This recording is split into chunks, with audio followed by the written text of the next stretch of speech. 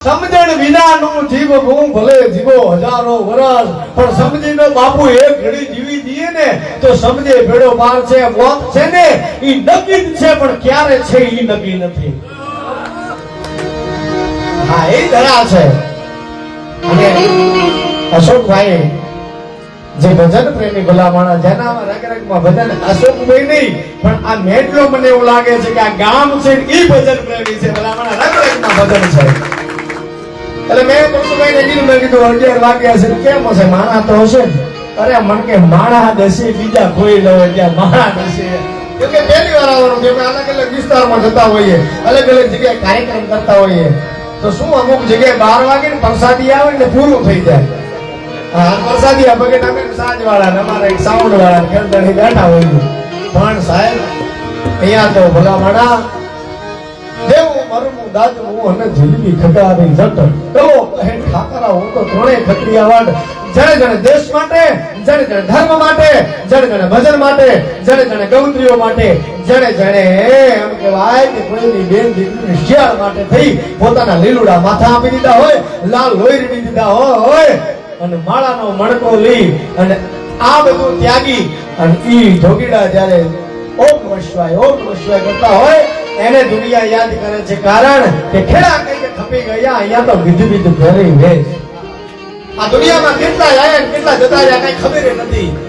ખબર પડે ને ત્યારે એમ લાગે કે પૈસાની જરૂર છે. જેમ જેમ શાંત થતી જાય છે ને તેમ લાગે શાંતિની જરૂર છે. આ દુનિયામાં કઈક લાગ્યા અને ચલ્યા ગયા, નજર પણ પડતી નથી. અને આ દુનિયામાં કઈક આવશે એને નજર પણ પડતી નથી. એ માનો નાત્ર તારી અભિમાના મિલકતનો અહીંયા તો સમ્રાટ અને સિકંદરની ખબર પણ જડતી નથી. ભલામણા આ દુનિયામાં આયા પછી કઈ કરીએ ને તો દુનિયા યાદ કરે છે. અને આ તો એક કાંઠો છે ઉત્તરમાં અંબાજી આસન મેને ઢીમા ધરની ધાર, ઈ પાલનપુરમાં પાતાળેશ્વર પૂજાતા પરમેશ્વર, અને રણને કાંઠે કરે રખોપા નરેશ્વરી થી નાતો, ઈ હૌથી પ્યારો હૌથી ન્યારો આ તો મારો બના કાંઠો. ભલામણા કારણ કે દુનિયામાં ભરેલો બધાને તમે પહાડ છે ને બરફના જોવા મળશે, કાંકરાના જોવા મળશે, મોટી મોટી શિલાઓના પહાડ જોવા મળશે, પણ એક વખત જો શ્રીફળનો પહાડ જોવો હોય ને તો એને એક વખત પેલા ગામે આટો ખાવો પડે. ભલામણા જગતમાં એક જ જનીબો જણે રામને રૂડી નાખ્યા બાપ, એ હનુમાન દાદાના ખોળામાં આપવું પડે. ભલામણા એ શ્રીફળનો પહાડ જોવો હોય તો. અને દુનિયામાં ભરેલો તમને વિષ્ણુ ભગવાનના અદ્ભુત દર્શન થશે. તમે દ્વારકા જાઓ તો દ્વારકાધીશના દર્શન થશે, આ બાજુ ડાકોરમાં જાઓ તો ડાકોરના ઠાકોરના દર્શન થશે, આ બાજુ સાબરકાંઠાની ધરતીમાં જાઓ તો તમને સામળિયાના દર્શન થશે, આ બાજુ રાજસ્થાનની ધરતીમાં જાઓ તો કદાચ તમને સાવરિયા શેઠના દર્શન થશે. એમાં બે મત વાત ન હોય, પણ મોછાવાળો ભગવાન જોવો તો એક વખત એને બનાકરની ધરતીમાં આવવું પડે. શરીરે ધરિયા લાલ પીતાંબર સુવાગા પસરાઈ દાઢી ધરી છે પાકા ઘડ્યા મોઢ માથે ખુલા કેસ વાકા સોતા નારીયું વારણા નિત દાકા કરે કટારી ભેટલી ધીક સીને અને સોળે ચડાઈ તેજી તેનું સસીને ભુજા તોર જોર કધામ ભારી નમો શબ્દ ચક્ર દા પદ ધારે આવો ભગવાન ભીમામાં બેઠો છે. ભલામણા બધા કાળેની ધરતીમાં એક વખત આટો ખાવો પડે. ના જોત જળે છે ને શું ભાઈ, દુનિયામાં ગમે ત્યાં તમે અટવાઈ જાઓ ને મગરવાને કોઈ તો હેરાન કરે, અને એક વખત 12 બીજના ધણી આ જોતના ધણીને એક વખત યાદ કરજો. તમારું આંખનું આંસુ છે પાપણે અડે નો અડે ની પહેલા તો ઘોડલા લઈને દોડ તો રણુજામાંથી નો થાય તો ભલામણા બોલવું નકામો. પણ નાભીકનો દાદ હોય, અંદર ઘણો હાથ હોય તો એક વખત ભગવાનને નહીં ભગવાનના બાપને આપવું પડે. ભલામણા કારણ કે કરો તો હાકલો ઢીકલા ચચરા ઘણો ધોળવા લાગે, પણ તમે સાચા હોવા જોઈએ. પણ હા આપણે ખોટી ના હોઈએ પછી ભગવાનને યાદ કરી ભગવાન આવતો નથી, ક્યાંથી આવે? ખોટા કામ કર્યા છે. મરવા ટાણે કે મારે છે તને નો મારે શું તારી પૂજા કરે? હકે પણ દીપા દીધા ને મને કે મને હકે મર્યો હતો હારો હતો તે પણ હકે દીપા દીધા નથી. ભલામણા આ તો સમય સમયની વાત છે ભાઈ. કારણ સમય સમય બલવાન હે નહીં મનુષ્ય બલવાન. બાપુ આ સમય છે ને જેમ નાચે ને એમ નાચવું પડે છે. કુરુક્ષેત્રના મેદાનમાં 18 જણી હંમેશા ના હોય, અને કાળના જડમાં ચીરીને ઉભા રહી જાય એવા મહાન યોદ્ધા ભીષ્મ પિતામહ, દ્રોણાચાર્ય, દુશાસન, કર્ણ, દુર્યોધન આવા કાળના જડબા સિંહને ઉભા રહી જાય એવો મહાન થાઓ. ગાંડી ઉપર જયારે ટંકાર થાય ને અર્જુનના, તારે એમને એમ થઈ જાવ કે ઓહો આ તો ગાંડી છે, આ તો અર્જુન છે બાપુ. એને એક દાડો કામવાળો લૂંટી લે છે. સમય સૈમે મે બલવાન હે અરે નાહી મનુષ્ય બલવાન. ઈ કામે અર્જુન લૂંટિયા, ઈ તો વહી ધનુષ વહી બાણ બલામાં. હા એટલે જ રામાપીરભાઈ માંગો તો સમય માંગજો, કારણ કે સમય ના સૌ રમકડા અને સમય નચાવે નાચ. ભાઈ સમય ના સૌ રમકડા અને સમય નચાવે નાચ. એદી હીરો દેખાય કાચ વખત પલટે ત્યારે. આ તો કળીકાળ કળિયુગનો દેવ છે ભલામણ, જાગતી જ્યોત છે. આપણા એક નાનકડો પ્રસંગ લઈને આપણે પરશુરાયને મળવા છે. પણ આપણા ઋષિ મુનિઓ, આપણા પંડિતો, આપણા મહાન વિદ્વાન મહાપુરુષો અને સંતો આગમ વાણી ભાખી ગયા છે કે આવું થશે. પાંચ પાંડવો છઠ્ઠા દ્રૌપદી ભગવાન કૃષ્ણને કીધું કે આપ કહો છો કળિયુગ આવશે, કળિયુગ આવશે, કળિયુગ આવશે. તો કળિયુગની નિશાની શું? ભગવાને કીધું કે તમે ચારે દિશાઓમાં 6 જણ જાઓ અને તમારી બુદ્ધિ જ્યાં કામ કરતી બંધ થઈ જાય, તમે એવું કાંઈક જુઓ કે તમને સમજણ ન પડે, ત્યાંથી પાછા વળજો. એટલે ધર્મરાજા યુધિષ્ઠિર છે એ થોડાક હાલે એટલે એક તળાવ છે અને વડલાનું ઝાડ છે કિનારે. વડલાના આ ઝાડની નીચે એક મોટો ઘડો છે, પાણીનો છલોછલ ભરેલો, અને બાજુમાં 7 ઘડા છે એ ખાલી ખમ હતા. અને મોટો ઘડો છે એ ઉચકાય છે, ઉચકાઈને 7 ઘડાઓમાં પાણી ઠલવાય છે.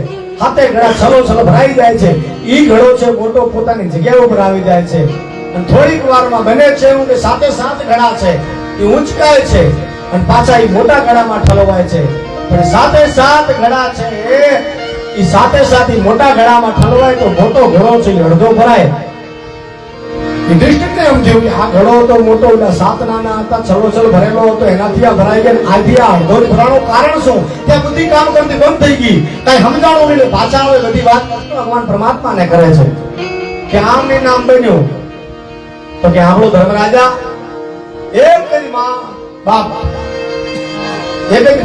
છે ને, 7 સંતાનો હશે તો 7 સંતાનોનું પૂરું કરશે. પણ 7 સંતાનો જો ભેગા મળી અને મા બાપનું પૂરું ન કરી શકે, ન કરે ને, આવું જ્યાં ત્યાં જોવો એ કળિયુગની નિશાન. પછી થોડીક વારમાં ત્યાંથી ભીમ આવે છે. ભીમ કે બધું આજુ ની સમજાણો, મને ઈ નથી સમજાતું કે શું કે 2 તળાવ હતા, 2 તળાવમાં એક તળાવ ભરેલું અને એક તળાવ હાવ ખાલી, આજુબાજુ એક જ પાળ આડી. હવે ઓલું ખાલી તળાવ છે ઈ ભરેલા તળાવને એમ કે મને થોડું પાણી આપ ને, પણ એ ભરેલું તળાવ છે બાજુમાં રહેલું ખાલી તળાવને પાણી નહોતું આપતું અને દૂર છેક સુધી ખાલી તળાવ પડ્યું હતું, એને પાણી આલવા જતું હતું. આવું મને ન સમજાણું, આવું હતું તો બાજુમાં આપતું હતું ને. કારણ કે આગળ કળિયુગમાં હગા મા બાપને નહીં આપે, હગી બેનને નહીં આપે, હગા ભાઈને નહીં આપે, હગા કુટુંબને નહીં આપે, અને 12 મિત્રોમાં દોસ્તારોમાં જઈને ધનસા કરતા છે, ખોટે રીતે રૂપિયા ઉડાડતા છે. આવો જ્યાં જ્યાં જો એ કળિયુગની નિશાની.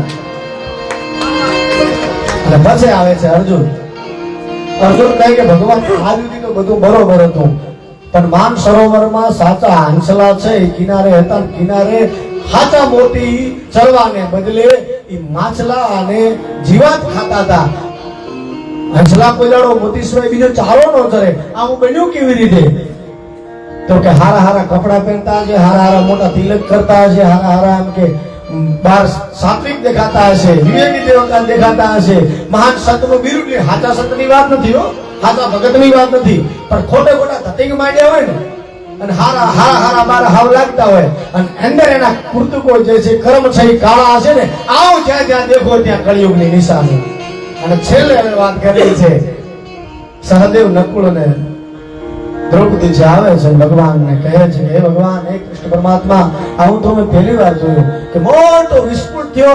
મોટી વિસ્ફોટમાં મોટા મોટા પહાડ છે બળીને ખાક થઈ ગયા, મોટા મોટા ઝાડવા છે પડી ગયા, પૃથ્વીનો વિનાશ થઈ ગયો. પણ પૃથ્વી ઉપર નાના ધ્રુવ સમાન જે ખડ હતું ને ઈ રહી ગયું. એટલે ભગવાને કીધું કે જ્યારે પાપનો ઘડો ભરાઈ દેશે, માણસ તો એના કુકર્મમાં આગળ નીકળી જશે, દિલમાં દયાનું સ્થાન નહીં હોય, ત્યારે આ પૃથ્વીનો વિનાશ થશે અને એમાં ખડ રૂપી રૂપી આવું ભજન છે ને ઈ એમને એમ ટકી રહેવાનું છે ભલામણા આ ભજન જ ટકવાનું છે એટલે તો કીધું છે કે આવ તારા ગજ હેઠા મૂકી અને ભજન મેલીને વરવા નવલખ તારા નીચે બેઠો કયા તુંબડે તરવા અરે મારો બાપ 14 ભુવનનો નાથી આવે ચપટી ધૂળની પ્રીતે અહીંયા તો ભજન કરે ઈ હારે મનવા ભજન કરે ઈ જીતે ભલામણા તો અશોકભાઈના આગળ આજે બાબા રામદેવજીના પાઠમાં આપણે બધા ભજન લઈને મળ્યા છે બધાય પોતપોતાની વાણી પવિત્ર કરવા માટે આવ્યા છે મને પણ વાણી પવિત્ર કરવાનો મોકો મળ્યો આપે મને આપ્યો એ બદલ આપ સર્વનો લોક સાહિત્યકાર ચેરચુર વસરામ ચૌધરી આપને ખૂબ ખૂબ આપનો ખૂબ ખૂબ આભાર અને